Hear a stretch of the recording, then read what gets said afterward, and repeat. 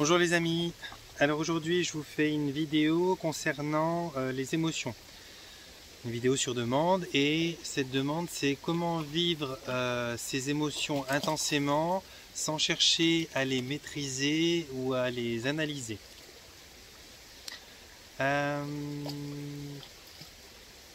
déjà une règle simple pour vivre quoi que ce soit une émotion, de toute façon tout passe par les émotions, quoi que vous le viviez avec une émotion. Une des règles simples quand on veut pouvoir vivre pleinement quelque chose, c'est d'être dans le moment présent, d'être dans l'instant présent. C'est une règle qui est valable pour les 3/4 des choses que vous allez vivre dans votre vie. Comme je vous le disais, quoi que vous viviez, il y a toujours et en permanence une émotion. Si vous revenez à ça, si vous arrivez à vous concentrer à ce que vous faites pleinement, vous allez pouvoir vivre intensément l'émotion.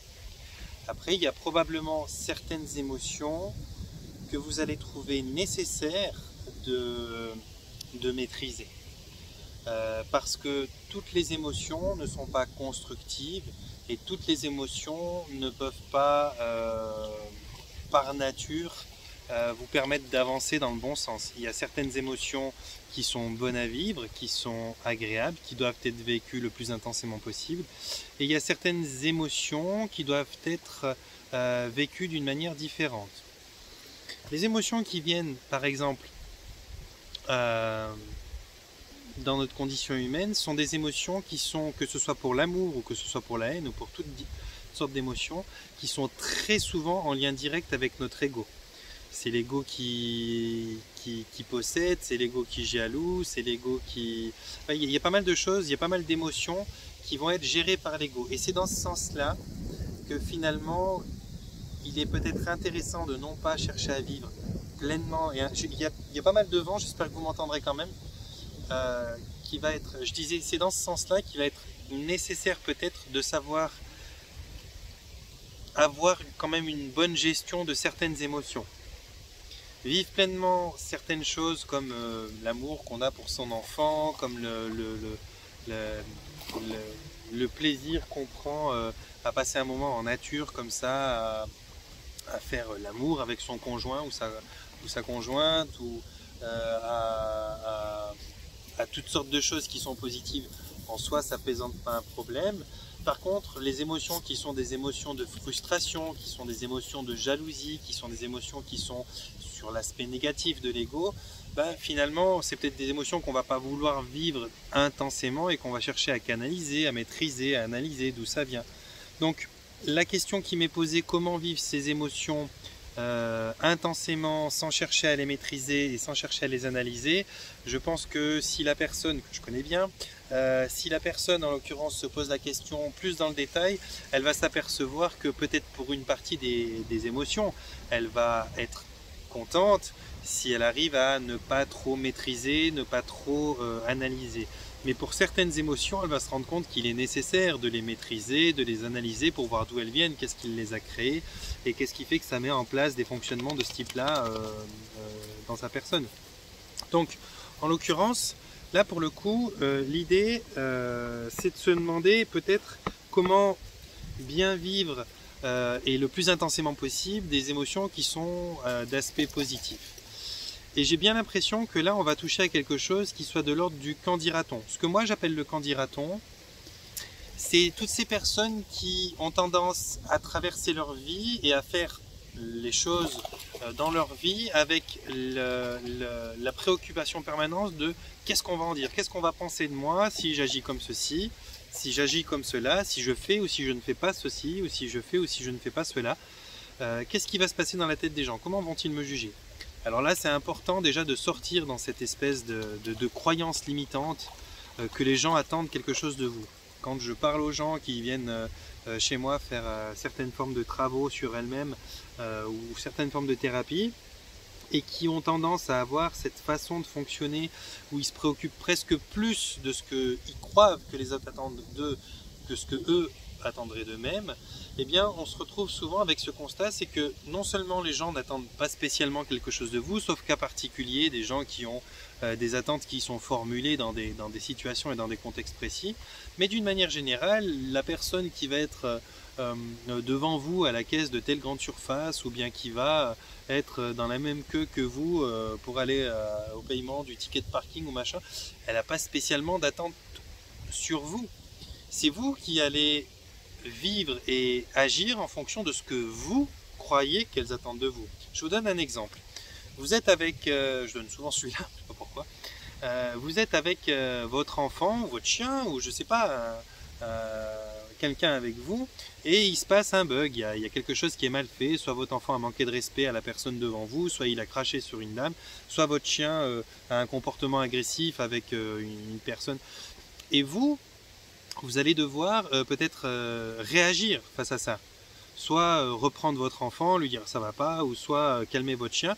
Et vous allez vous apercevoir qu'en fonction de tous les gens qui vous regardent, vous allez essayer de tempérer votre réaction. Vous allez essayer d'avoir une réaction qui soit pas forcément appropriée à ce qui se mériterait vraiment de la situation qui se passe, mais plutôt qui soit en fonction de essayer de faire quelque chose tout en essayant d'être pas jugé comme quelqu'un de méchant ou d'agressif quand vous allez reprendre la personne qui a besoin d'être prise. Et là, c'est là que vous vous apercevez que vous vivez dans le camp dira-t-on. Sauf que vous n'avez pas demandé à ces gens qui sont devant vous si ça les dérange que vous réagissiez de telle ou telle manière avec votre chien ou avec votre enfant.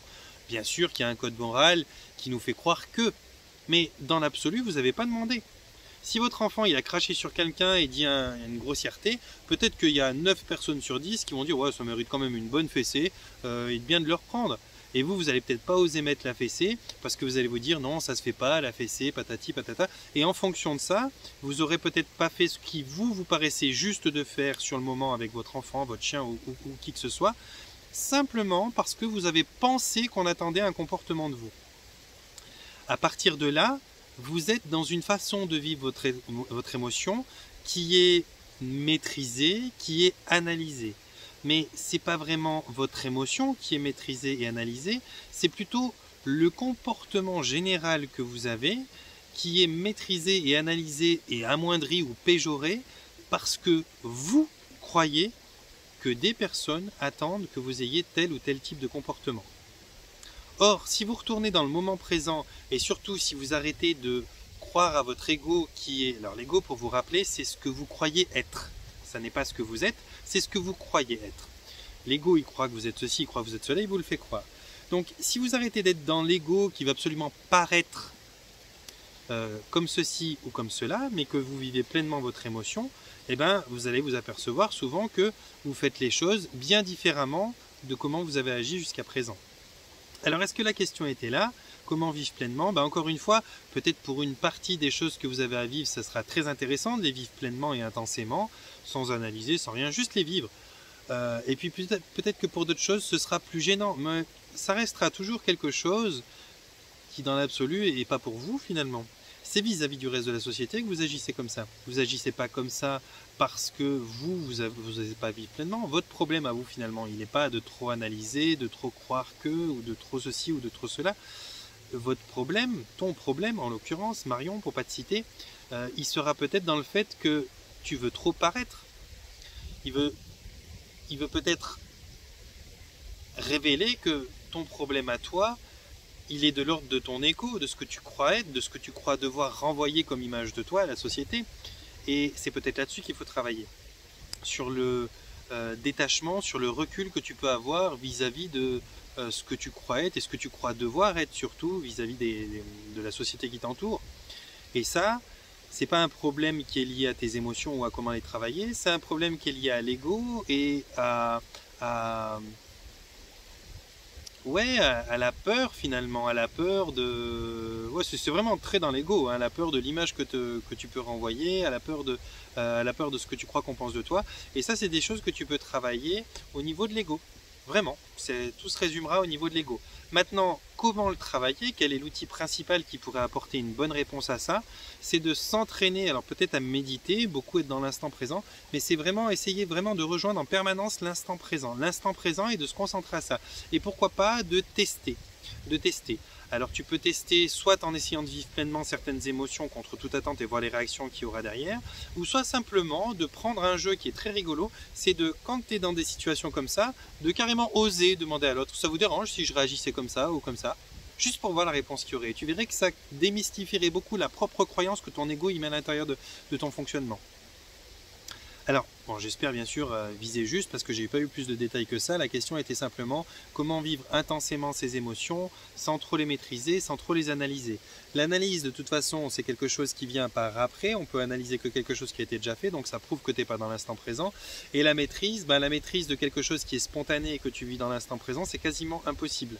Donc ça prouve encore une fois que la principale des choses à retrouver pour pouvoir contrer un petit peu ces fonctionnements, c'est la faculté d'être dans l'instant présent. Il y a différentes méthodes, il y a différents outils pour faire ça. À toi de chercher maintenant qu'est-ce qui va pouvoir te permettre le plus facilement et en fonction de qui tu es, de pouvoir travailler à être dans l'instant présent. D'une manière générale, c'est bon pour soi d'être dans l'instant présent. Maintenant, vraiment, le deuxième aspect à viser, c'est cet aspect que je discutais avant, c'est de voir qu'est-ce qui fait que tu es tant attaché au regard de l'autre. Qu'est-ce qui fait que tu veux maîtriser tes émotions? C'est pas pour toi, la plupart du temps, ce ne sera pas pour toi. Ça sera vraiment pour ce que tu penses que l'on attend de toi. À ce moment-là, là on est sur le problème de confiance en soi, sur le problème d'assurance ou de rassurance. Connaissant la personne qui me demande cette vidéo, il n'y a pas besoin de chercher très très loin d'où ça vient. Elle a été d'une certaine manière abîmée dans son enfance. Ça pourrait venir d'autre chose, hein. Ça pourrait venir d'un employeur qui n'est pas correct, ça pourrait venir d'une éducation qui a été un petit peu désastreuse, ça pourrait venir d'un petit copain ou d'une petite copine qui vous a brisé, ou de vous être laissé briser par ces choses de la vie plutôt. Mais surtout, ça vient d'un manque de confiance en soi. Le manque de confiance en soi, ça se travaille, encore une fois. Maintenant, j'ai envie de dire, tout arrive au bon moment et de la bonne manière. Si ça ne s'est pas encore mis en place, c'est peut-être que ça doit aller plus loin et plus intensément dans le dérangement, dans le fait que ça te dérange, pour qu'au bout d'un moment, tu cherches à travailler ces choses-là. Il y a des choses qui se travaillent. J'en discutais hier par message avec un ami qui me dit « Ouais, il faut que je me mette un pied au cul et que je vienne te voir ». Il y a des choses qui se travaillent de manière passive et il y a des choses qui se travaillent de manière active. Alors je vais donner du détail là-dessus. Il me parlait de kinésiologue, qui est une méthode assez passive d'aller travailler. Il y a des méthodes qui sont comme ça, des méthodes comme l'acupuncture, comme l'énergéticien, comme le kinésiologue, comme le massage, qui sont des méthodes passives, dans le sens où vous arrivez chez une personne, vous leur expliquez, vous leur exposez vos préoccupations, votre problème, ce qui ne va pas chez vous, et ces personnes-là vont, elles, travailler pour vous, sur vous. Et vous, vous êtes là de manière passive à juste recevoir un soin, d'une certaine manière. Et il y a des méthodes plus actives où on prend part, où on participe à son bien-être et à la croissance de sa conscience, qui sont celles que j'emploie moi avec l'hypnose, avec la programmation neurolinguistique, toutes ces approches qui sont dites psychothérapeutiques. Où là, vous allez, oui, avoir des outils qui, dans une certaine manière, vous laissent passive, mais où vous allez prendre construction à ce que vous faites changer dans votre vie.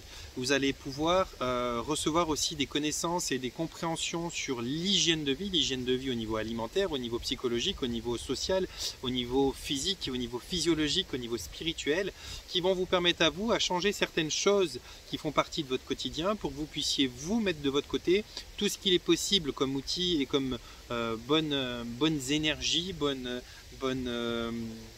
pratiques pour pouvoir vous déjà vous axer sur la chose qui va vous rendre mieux, qui va vous rendre plus en confiance, plus en assurance, qui va vous permettre d'avoir une meilleure compréhension de votre vie, du vivant, de comment ça se passe tout ça, quel en est le sens. Et du moment que vous allez donner de plus en plus de sens et d'utilité à vos pratiques et à votre être personnel, à votre façon d'être, eh bien ça va vous faire gagner énormément en confiance. Maintenant, beaucoup de gens qui ont...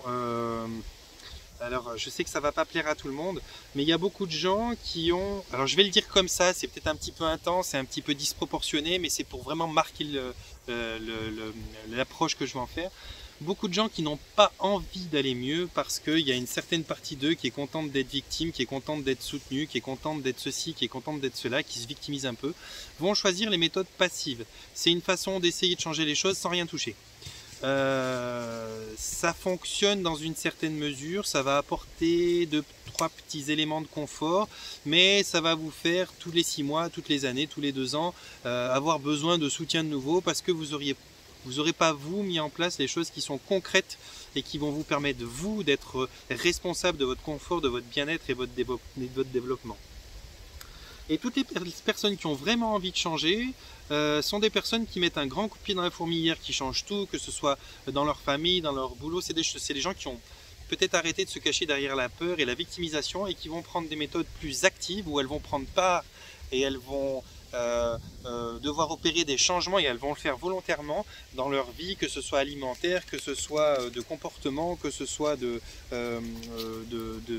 profession, que ce soit de toutes sortes de choses qui concernent leur vie. Et elles vont pas hésiter à foutre les mains dans la merde quelque part pour aller nettoyer ce qui va pas.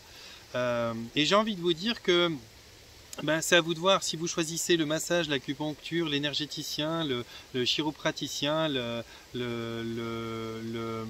le kinésiologue ou les choses comme ça.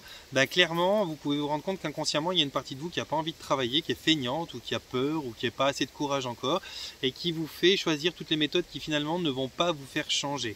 Alors, je ne voudrais pas critiquer les gens qui sont kinésiologues ou autres ou ce genre de choses-là. C'est pas du tout ça que je veux mettre en avant. Seulement, il y a certaines choses qui sont dans les méthodes actives qui vont vous permettre à vous de mettre toutes les briques de changement dans ce que j'appelle votre pouvoir, vos mains, qui vont vous responsabiliser à votre bien-être et qui vont être très efficaces pour que vous puissiez déjà axer votre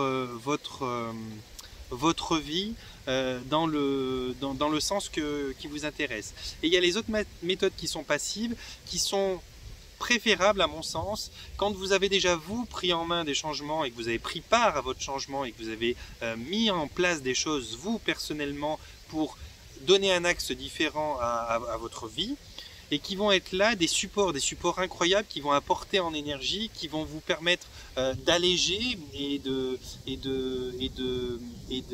faciliter les changements que vous avez opérés. Mais je pense que c'est préférable de faire d'abord un travail actif sur soi en compagnie de psychothérapeutes, de psychologues, de psychiatres, de ce que vous voulez, mais des gens qui vont vous... psychologue, psychiatre, je ne vous le conseille pas, il va passer par la chimie, il ne va pas vous aider grand chose. Et le psychologue et le psychanalyste, ils vont travailler sur de longues périodes pour vous faire comprendre ce que vous avez sans pour autant vous faire changer. Mais tout ce qui est psychothérapeute, hypnose, programmation neurolinguistique, approche systémique, les constellations, toutes ces choses-là sont des choses qui font vraiment travailler l'inconscient et qui font des changements dans l'immédiat. C'est ce qu'on appelle de la thérapie brève. Et donc ça va, en bout de 3-4 rendez-vous, on a vraiment déjà des changements qui se mettent en place. Et là, une fois que vous aurez amorcé ça, une fois que vous aurez commencé, vous, de créer le changement dans votre vie et dans vos comportements, de toutes les facettes de votre vie, vous pouvez après aller voir justement des kinésiologues, des masseurs, des acupuncteurs, des machins, qui vont eux alléger la charge de travail que vous avez, qui vont aider énergétiquement à pouvoir pousser plus avant votre compréhension de vous-même et qui vont pouvoir être des super supports. Mais je pense que ça vient en après. C'est ce que moi j'en pense. Maintenant, ça c'est très personnel, c'est à vous de voir. Mais quand même, force est de constater à travers les différents discours que j'ai avec les gens qui opèrent comme moi, qui ont les mêmes genres de soins, et de par mes clients, je le vois, tous ceux qui ont choisi des solutions passives et qui ont cherché des trucs où eux s'investissaient pas trop, mais ils allaient recevoir des soins, se sont retrouvés à régulièrement devoir aller chercher des soins, puis ils n'ont pas changé grand chose en 10 ans. Et puis tous ceux qui ont pris part active à leur changement, qui ont fait des changements radicaux dans leur vie sur certains aspects, se sont vus dans les 6 mois avoir des retours incroyables et avoir des changements dans leur vie qui étaient vraiment d'une efficacité juste très très très puissante. Et après, ils ont été invités à aller recevoir des formes plus passives de soins et ils étaient déjà bien parce qu'ils avaient déjà choisi le bon axe et du coup ça les a encouragés, ça les a renforcés sur leur direction sur la nouvelle direction qu'ils ont pris dans leur vie. Et là c'était vraiment nettement plus opérationnel. Voilà. Donc je me suis peut-être un peu éloigné, mais finalement je donne un peu des méthodes, j'essaie de donner un peu des méthodes. Donc l'idée de vivre intensément ses émotions sans analyser, sans maîtriser, je pense que, attention, ça dépend quelles émotions. Il y a des émotions qui sont destructrices, qui sont pas du tout constructives, qui vont pas apporter, qui vont même peut-être blesser ton prochain, sans pour autant t'avoir permis à toi de gagner quoi que ce soit. Ces émotions, ça serait peut-être bien de les vivre une fois intensément pour comprendre la portée qu'elles ont, mais après de savoir les canaliser, les maîtriser. Pour ce qui est du reste, pour les vivre pleinement, voilà les outils que j'ai donnés, d'être dans le moment présent, de travailler sur soi, à gagner en confiance pour ne plus justement redouter le regard de l'autre, et puis se trouver toujours sous le coup du jugement, de ton propre jugement, qui est un jugement complètement stupide et idiot, parce que c'est pas un jugement qu'on t'impose, c'est un jugement que tu crois qu'on t'impose, c'est-à-dire que tu vas fonctionner en fonction de ce que tu crois, toi, qu'on attend de toi, et non pas ce qui est dans la réalité, ce qu'on attend vraiment de toi. Donc c'est très vicieux comme fonctionnement. Voilà, je vais peut-être pas m'étendre beaucoup plus, je pense avoir fait le tour. Pareil, dans les commentaires, il peut y avoir quelque chose qui m'axe différemment pour que je puisse aller plus dans le détail sur tel ou tel aspect de la chose. J'espère avoir répondu, c'est ma sœur en l'occurrence qui demande cette vidéo, donc je t'embrasse très fort ma sœur. J'espère avoir répondu à ton questionnement, j'espère que cela t'aura apporté un petit peu des départs voilà, de cheminement, de qu'est-ce que tu peux faire et du comment. Et puis pour vous les autres, j'espère aussi que voilà, c'est quelque chose qui peut vous apporter certaines réponses si vous vous posez ces questions. N'oubliez pas qu'il y a différentes facettes d'approche dans la vie. Il y a l'alimentation, il y a l'émotionnel, il y a le social, il y a le physique, il y a le spirituel, et que toutes sont aussi importantes les unes que les autres. Si vous passez votre temps à être vraiment dans le terre à terre sans jamais demander de l'aide à vos anges, à vos guides ou aux parties les plus élevées de vous-même qui sont des parties spirituelles, là aussi il y aura lacune. Donc n'oubliez pas de demander de l'aide à ce qui est au-dessus de vous, parce que ça n'attend que ça, et c'est un des pourcentages de ce qui fait que ça fonctionne bien dans votre vie. Voilà, je vous laisse me mettre un pouce bleu si vous avez envie que la vidéo soit plus partagée. Abonnez-vous, partagez la vidéo, c'est toujours cool de pouvoir transmettre plus loin ce genre de choses. Transmettez-moi si vous en avez la possibilité des sujets que vous avez envie de voir développer ici, soit dans les commentaires, soit sur Facebook. Si vous voulez me rejoindre sur Facebook, je mets de toute façon à chaque fois le lien dessous, donc vous pouvez me demander un ami, vous pouvez me proposer des sujets de vidéos. C'est vraiment quelque chose qui est très apprécié, parce que j'aime bien faire des vidéos, mais j'aime pas forcément moi-même toujours imposer mes sujets aux gens ou qu'est-ce que je pense. Et quand vous me dites ah j'aimerais bien que tu parles de ça, ou que tu fasses une approche de ceci ou de cela, eh bien moi ça me donne déjà ça me donne du sujet, donc je peux y aller, et puis ça me permet aussi moi de pouvoir avoir l'impression de plus vous faire plaisir.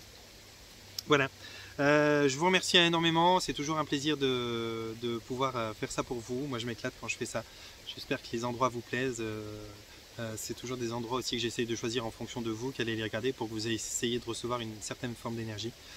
Et j'ai plus qu'à vous envoyer un panier de bisous, à toi ma soeur qui a demandé la vidéo, puis à vous tous mes frères et sœurs humains qui je vais pas dire qui galéraient, j'allais dire qui galéraient, mais qui faites votre cheminement sur cette planète. Voilà, il y a toujours plein d'outils pour qu'on s'en sorte bien, c'est pas plus difficile qu'on l'imagine, et c'est vraiment merveilleux de grandir, de faire son chemin, de grandir, de pouvoir dépasser tel ou tel comportement, et puis après de se sentir capable de pouvoir apporter un petit peu de conseils aux autres, bien que ce soit moi ou que ce soit vous. On n'a jamais les vérités absolues, on a notre propre vérité. Mais c'est bien de pouvoir dire ouais je suis passé par là, moi je m'en suis sorti de telle manière, peut-être si tu essayes ça, ça va t'aider, essaye, pratique, éprouve. Voilà, il faut tester les choses, c'est toujours sympa d'avoir le sentiment qu'on peut tendre la main à l'autre. Voilà, à bientôt.